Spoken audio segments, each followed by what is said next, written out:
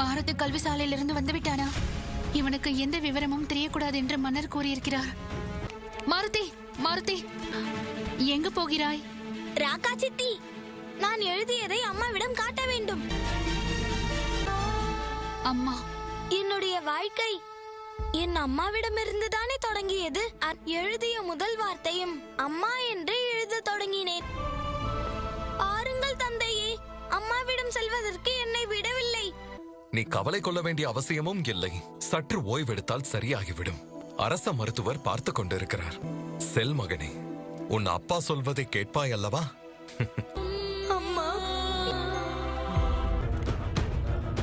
உடலில் அசைவுகள் இல்லை, அதோடு நாடி துடிப்பும் இல்லை. உடலில் இருந்து உயிர் களவாடப்பட்டுள்ளது.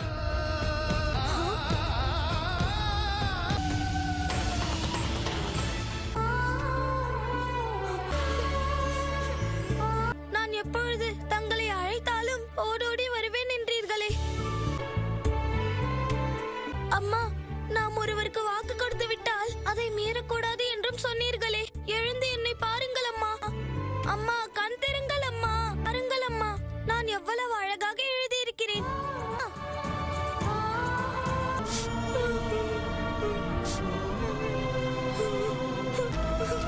கண்களை திறந்து என்னை பாருங்கள் அம்மா. அம்மா,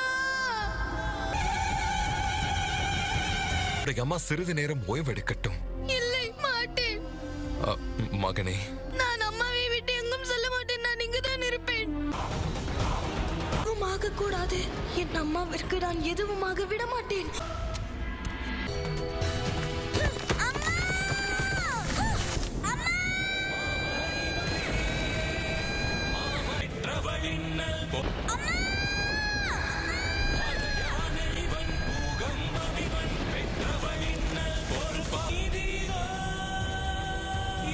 அனுமனின் கோபத்தை நாம் எளிதாக எடுத்துக்கொள்ளக் கூடாது. இல்லை என்றால் என்ன வேண்டுமானாலும் நிகழலாம்.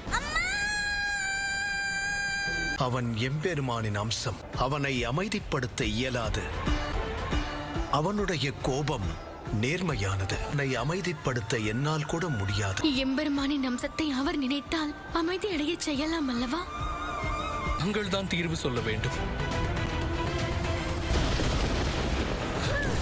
ஒரே ஒரு சக்திதான் உள்ளது. அதுதான் இறுதியான முயற்சி.